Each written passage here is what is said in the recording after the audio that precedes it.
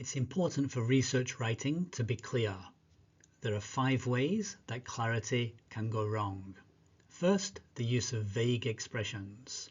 Second, ambiguity. There are 3 types of ambiguity: lexical ambiguity about words, referential ambiguity about referring backwards to different things, syntactic ambiguity, the use of different structures, and garden path sentences, where when somebody reads a sentence, halfway through the sentence, they have to reconsider the meaning and reread the sentence.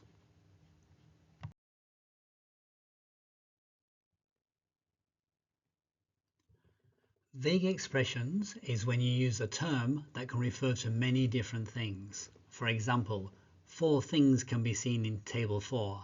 Does the word things mean numbers, concepts, lines, sections? We don't know. So what we need to do is to revise it to something more specific, and when we look at the improved sentence, 4 features can be seen in table 4, now we know we're not referring to the numbers, we're not referring to the lines, but we're referring to the names of the items described in the table.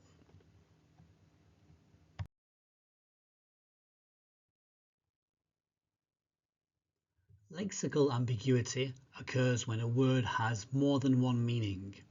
In the example here, we can see the word really, but really has 2 different meanings. One meaning is actually, and the other meaning is very. So what we want to do in research is use words with one meaning. So in this case, rather than using really, we can replace it with actually that has one specific meaning.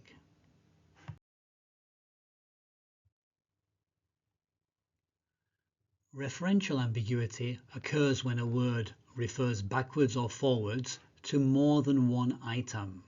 Here in the example we can see we have the pronoun it, but does it refer to the proposed model, or does it refer to the baseline or even the test set?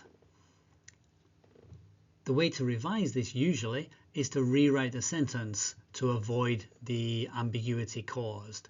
In our version here, rather than changing the order of the sentence, I just replaced it with something more specific, directly the proposed model, so we know exactly what it is.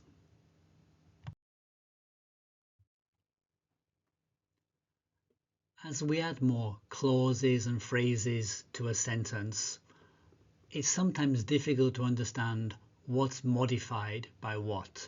Looking at the example here, we have using a new algorithm. But what uses the algorithm? Is it the model that uses the algorithm, or is it the dataset that uses the algorithm, or even the labels? This can be improved by putting it in a different position. If we move using a new algorithm to the front, then clearly it is the model that is using the algorithm, which was the initial intended meaning.